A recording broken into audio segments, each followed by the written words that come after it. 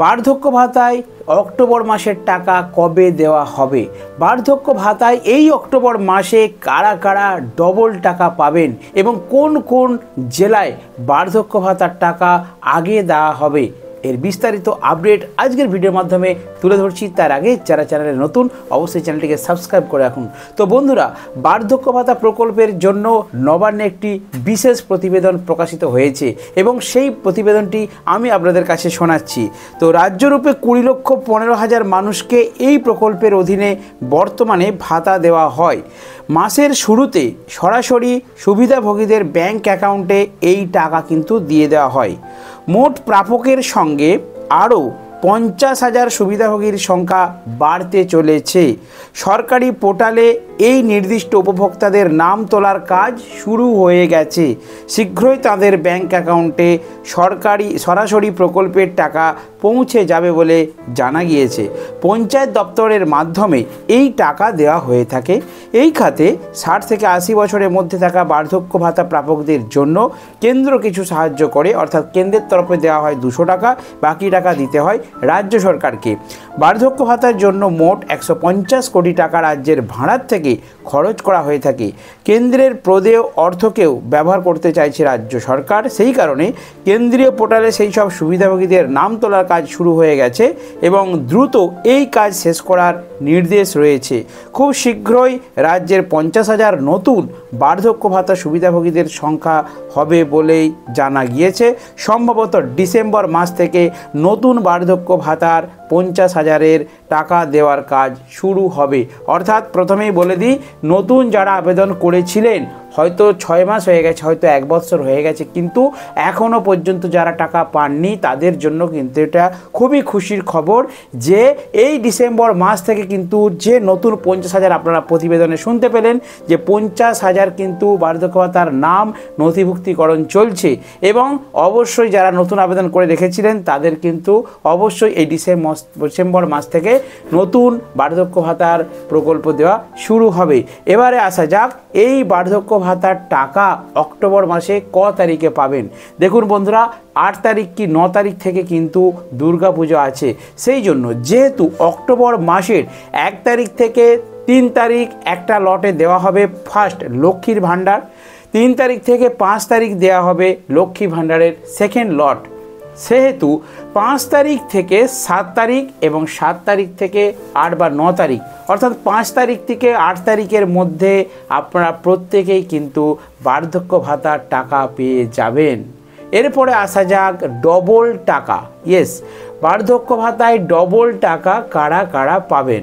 দেখুন বন্ধুরা, এর আগের মাসে অর্থাৎ যারা আগস্ট মাসের টাকা পায়নি তারা কিন্তু এই সেপ্টেম্বর মাসে অনেকেই 2 মাসের টাকা অর্থাৎ 2,000 টাকা সেপ্টেম্বর মাসের 10-15 তারিখের দিকে পেয়ে গেছে। আর বর্তমান সপ্তাহে অর্থাৎ এটা সেপ্টেম্বর মাসের লাস্ট সপ্তাহ, এই সপ্তাহে কিন্তু বার্ধক্য ভাতার কোনো টাকা পেমেন্ট করা হচ্ছে না। তাহলে কবে দেওয়া হবে? প্রতিবেদনে জানিয়ে দিয়েছে, নবান্নের একটি বিশেষ প্রতিবেদনে আমি দেখলাম যে বার্ধক্য ভাতার টাকা দেওয়া হবে ঠিক 5 তারিখ থেকে 7 তারিখ বা 8 তারিখের মধ্যে, মানে একদম দুর্গাপুজোর আগে কিন্তু এই টাকা দেওয়া হবে। এবারে ডবল টাকা তাহলে কারা পাচ্ছেন?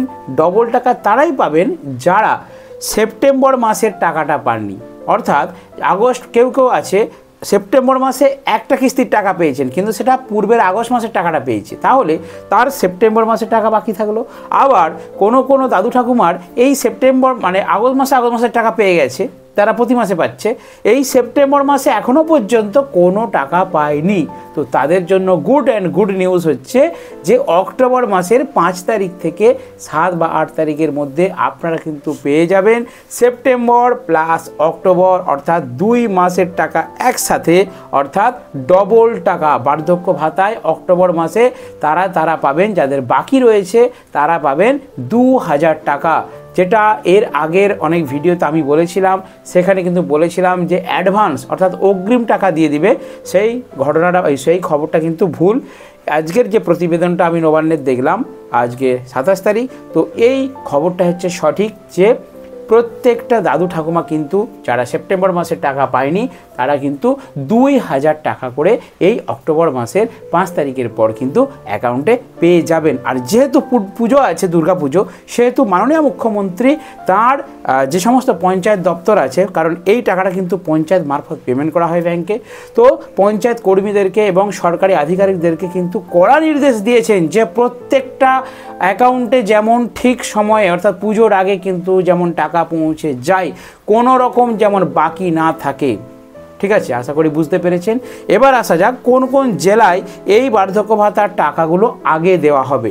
দেখুন, অ্যানাউন্সমেন্টে ঘোষণা করা হয়েছে যে বীরভূম সবার প্রথমে দেওয়া হবে, বীরভূম, তারপর দেওয়া হবে নদিয়া, তারপর দেওয়া হবে মুর্শিদাবাদ, তারপর দক্ষিণ 24 পরগনা, উত্তর 24 পরগনা এবং তারপর দেওয়া হবে মেদিনীপুর এবং বর্ধমানে। অর্থাৎ বীরভূম, নদিয়া, 24 পরগনা, মেদিনীপুর এবং বর্ধমান এই জেলাগুলোতে 5 তারিখে কিন্তু বার্ধক্য ভাতার টাকা দেওয়া হবে। এটা প্রথম কিস্তি। আর দ্বিতীয় কিস্তির টাকা অর্থাৎ 8 তারিখে, 7 তারিখ বা 8 তারিখে কিন্তু বাকি যে জেলাগুলো সেই জেলাগুলোতে কিন্তু দ্বিতীয় কিস্তির টাকা 8 তারিখ থেকে দিতে শুরু করবে।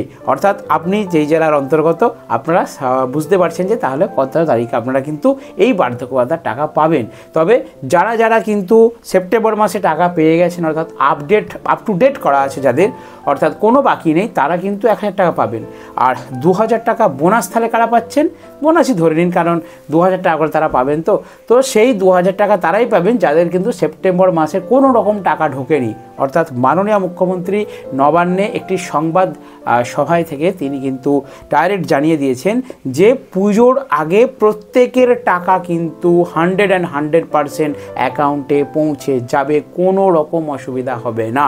অর্থাৎ দাদু ঠাকুমারা আপনারা আনন্দে থাকুন, কারণ অক্টোবর মাসের কিন্তু 5 তারিখ থেকে 10 তারিখের মধ্যে আপনারা প্রত্যেকেই টাকা পেয়ে যাবেন।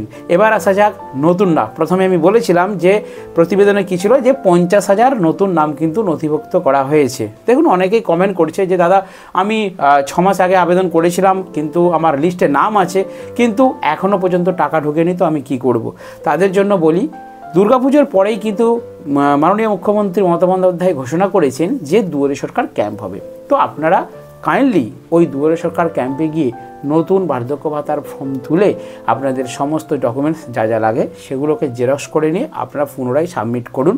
কারণ পূর্বের যে আবেদনটি আপনারা করেছিলেন সেটা যে কোনো কারণে হয়তো রিভিউ হয়নি বা আন্ডার প্রসেস বা এখন হয়তো করা সম্ভব হয়নি। যদিও দিয়ে থাকেন বা যদি না হয়ে থাকে আপনারা পুনরায় জমা করুন। ঠিক আছে, তাহলে আমার মনে হয় আপনারা কিন্তু এই নতুন লিস্টে বা নতুন লটে কিন্তু পেয়ে যাবেন। কারণ লক্ষ্মীর ভাণ্ডার দুয়ারে সরকারে আপনারা যদি জমা দেন সেটা ডাইরেক্টলি সরকারের আধিকারিকদের হাতে পৌঁছায় এবং আপনাদের কিন্তু খুব তাড়াতাড়ি সেটা রিভিউ করা হয় এবং খুব তাড়াতাড়ি কিন্তু অ্যাপ্রুভ করা হয়। এখন কয়েকজন বন্ধুর কি হয়েছে, গতবার দুয়ারে সরকার ক্যাম্পে তারা জমা দিয়েছিল বার্ধক্য ভাতা কিন্তু এখনও পর্যন্ত হয়নি। তারা তাহলে কী করবেন?